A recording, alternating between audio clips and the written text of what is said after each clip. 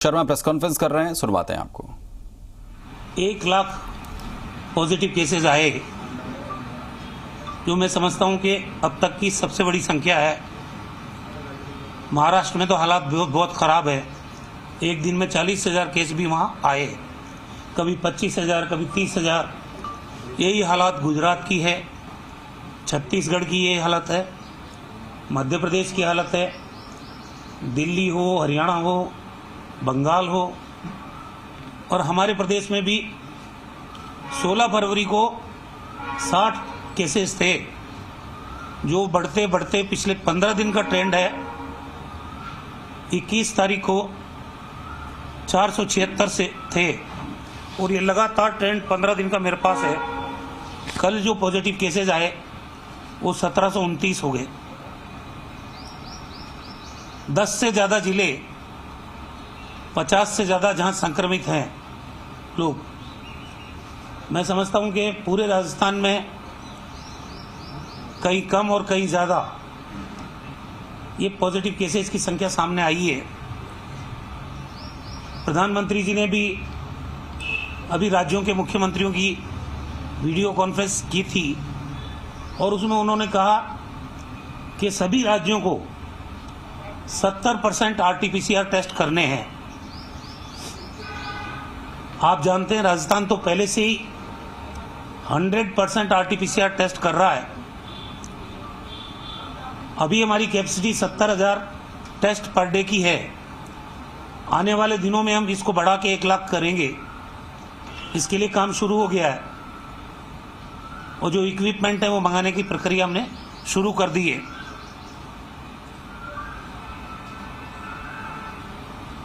एक SOP कल जारी की गई है, जैसा मुख्यमंत्री जी ने कहा पहले भी कि लॉकडाउन हम नहीं लगाना चाहते हैं। लॉकडाउन अर्थव्यवस्था को बुरी तरह से प्रभावित करता है।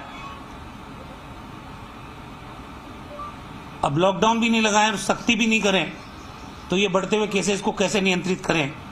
इसके लिए कल जो SOP जारी हुई, जो आज समाचार पत्रों में भी पूरी आई है, उस SOP के माध्यम से राजस्थान में हम इस संक्रमण को नियंत्रित करने की कोशिश करेंगे।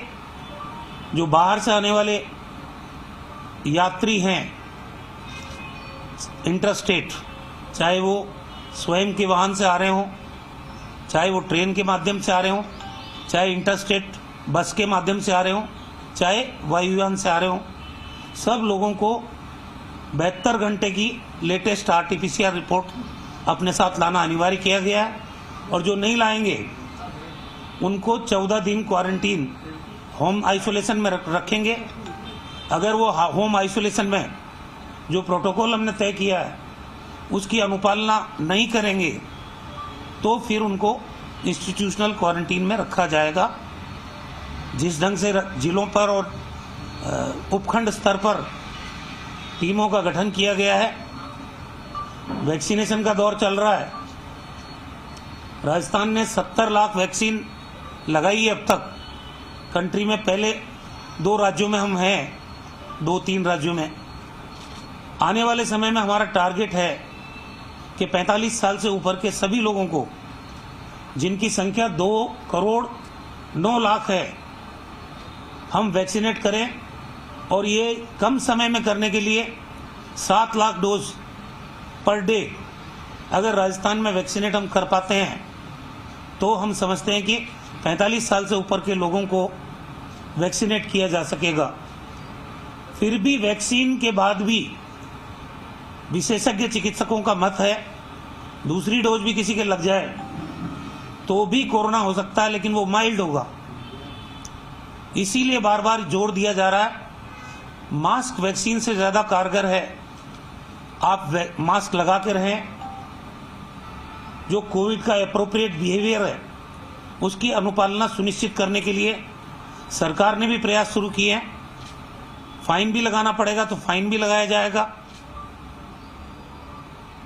लोग मास्क लगा नहीं रहे, ये मान रहे हैं कि वैक्सीन आने के बाद कोविड का खतरा खत्म हो गया है, लेकिन ये खतरा पहले से ज़्यादा भयावह स्थिति में सामने आ रहा है। पूरी दुनिया में जो तस्वीर आई है वो इस संक्रमण की खतरनाक तस्वीर आई है, पूरे कंट्री में भी। इसलिए प्रदेशवासियों से अपील करते हैं कि जो एसओपी राजस्थान सरकार ने जारी की है उसकी अनुपालना करें, मास्क लगाएं, बार बार हाथ धोएं, 2 गज की दूरी बना के रखें और समूह में एकत्रित नहीं हो। बाकी एसओपी में सारी चीज़ लिख रखी है। इसके अलावा अभी 3 जगह बाई इलेक्शन चल रहे हैं पूरे प्रदेश में। एक प्रदेश में 4 जगह बाई इलेक्शन,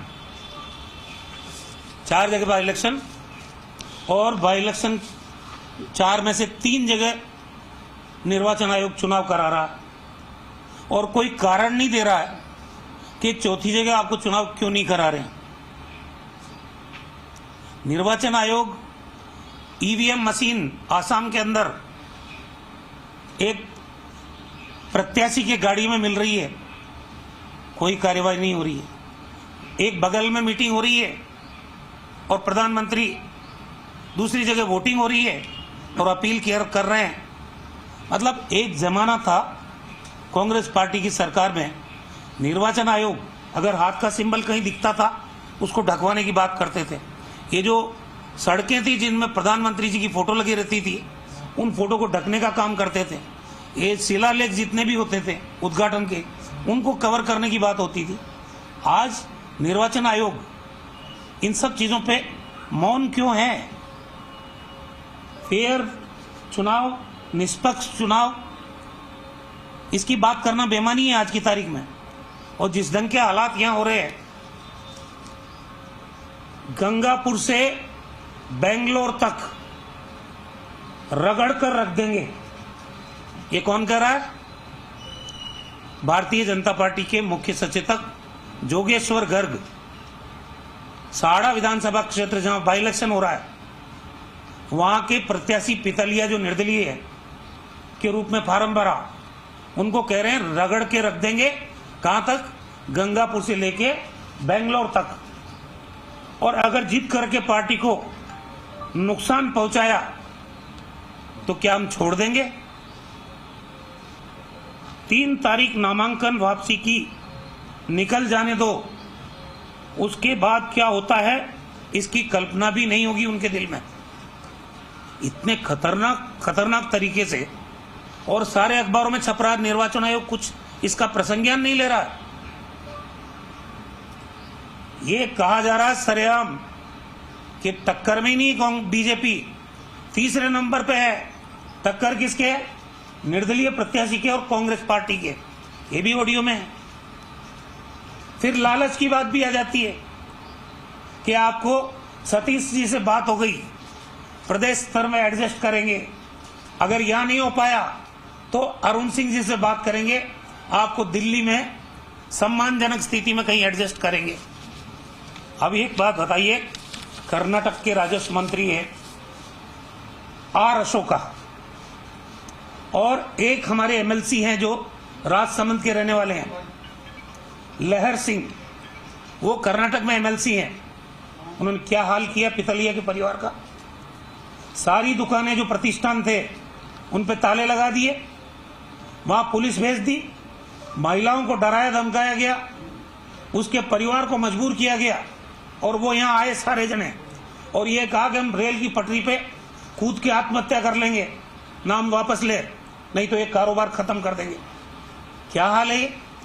और ये जो ऑडियो आज वायरल हुआ उसमें क्या कह रहे हैं वो? अमित शाह जी की नजर है। एक पिक्चर देखी थी शोले, 50 मील के एरिया में अगर कोई बच्चा रोता है तो मां कहती है सो जा बेटे गब्बर आ जाएगा। ये देश के गृह मंत्री है या गब्बर सिंह है? बीजेपी ये तो बताओ कम से कम, जिसके नाम से इतना खौफ का वातावरण बनाया जा रहा, जिनके कंधों पर देश में अमन और चैन की जिम्मेदारी है, कानून और व्यवस्था की रक्षा करने की जिम्मेदारी है, उस चेहरे को हम नहीं करें। हम कहते तो कहते राजनीति कर रहे हैं। अब बीजेपी के लोग कह रहे हैं कि अमित शाह की नजर है, मतलब अमित शाह गब्बर सिंह बना दिए गए, धमकी दी जा रही है उनके नाम की। इससे ज्यादा शर्मनाक कोई पहलू हो नहीं सकता। किस तरह के चुनाव करवा रहे हैं निर्वाचन आयोग।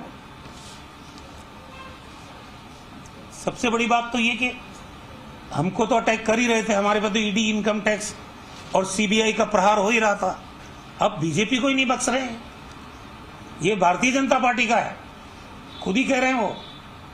और बीजेपी छोड़ के बागी बना है, तो विचारधारा तो बीजेपी की है। अब आप बताइए इन्होंने किस तरह का बयान दिया इस ऑडियो के अंदर। दीप्ति माहेश्वरी को राजसमंद में हमने मजबूरी में टिकट दिया है। अब बीजेपी को खुलासा करना चाहिए कि वो कौन सी मजबूरी है। एक मजबूरी में दिया हुआ टिकट है राजसमंद, ये खुद स्वीकार कर रहे हो। और कोई प्रचार में पोस्टर देख लो, बैनर देख लो, कोई वसुंधरा राजे जो 2 बार इनकी मुख्यमंत्री रही है, उनकी फोटो नहीं है, ना वो कोई प्रचार में गई है। इतने फार्म भरवाए गए, कटारिया जी गए, सतीश पूनिया जी गए, अरुण सिंह जी गए, गजेंद्र सिंह जी गए, लेकिन वसुंधरा जी नहीं गई। हम पे कह रहे हैं कि हमारी पार्टी में वर्टिकल डिवीजन है, हमारे तो सारे नेता साथ थे। बीजेपी आज ये दावा नहीं कर सकती राजस्थान में कि हम अनुशासित पार्टी है, हम पार्टी विद डिफरेंस है।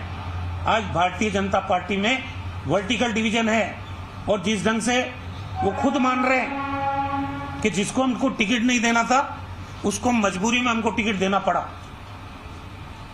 ये हालत है। और क्या हो रहा है, 22 जवान शहीद हुए कल नक्सली हमले में, 14 के करीब घायल हुए। कहां है देश के प्रधानमंत्री, कहां है रक्षा मंत्री, कहां है गृह मंत्री? वोटों की खेती पका रहे हैं, फुर्सत नहीं है। ये अपने आप को देशभक्त कहते हैं, कोई जवाब है इनके पास? जिस तरह के हालात वहां बन गए हैं, उन हालातों पे नियंत्रण की जिम्मेदारी किसकी है? आज सेंट्रल सीआरपीएफ के 14 जवान, पुलिस के 8 जवान, आज उनकी आहुति हुई है देश के लिए, वो शहीद हुए, और उनको फुर्सत नहीं है। अब आप बताइए, बार बार सार्वजनिक मंचों पर गुलाब चंद कटारिया और भारतीय जनता पार्टी के नेता कह रहे हैं कि सरकार गिरेगी, सरकार गिराएंगे। अभी भी उन्होंने सारी नामांकन की रैलियों में, आप वीडियो उठा के देख लीजिए, चिल्ला चिल्ला के, हालांकि उनकी भाषा का नियंत्रण उनके आपे से बाहर हो जाता है, अबे तबे करने लग जाते हैं, लेकिन वो कह रहे हैं सरेआम सरकार गिराएंगे। तो ये भी स्पष्ट कर दो कि ये भी अमित शाह के इशारे पे कर रहे हो कि आप सरकार गिराने की बात फिर कर रहे हो। तो आपका लोकतंत्र में यकीन कहां है? एक तरफ आप धमकी से उम्मीदवार का पर्चा वापस करवा रहे हो, उसके परिवार को दहशत में ला रहे हो, दूसरी तरफ सरकार गिराने की बात कर रहे हो। ये सारी चीजें लोकतंत्र का तमाशा बना के भारतीय जनता पार्टी ने रख दिया है, और निर्वाचन आयोग खामोश है। ये चिंता की बात है। देश में आज जितनी भी संवैधानिक संस्थाएं हैं, उनका पतन हो चुका है, या वो अर्थहीन हो गई है, उनका कोई वैल्यू नहीं रहा।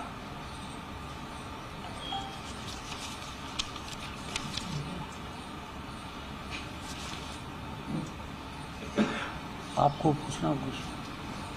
वैक्सीनेशन को लेकर पहले आपने एक बार कहा था कि केंद्र की जो सरकार है वो पर्याप्त मात्रा में डोजेस नहीं भेज रही है, और आपने आज कहा कि 7 लाख वैक्सीन की जरूरत है डेली।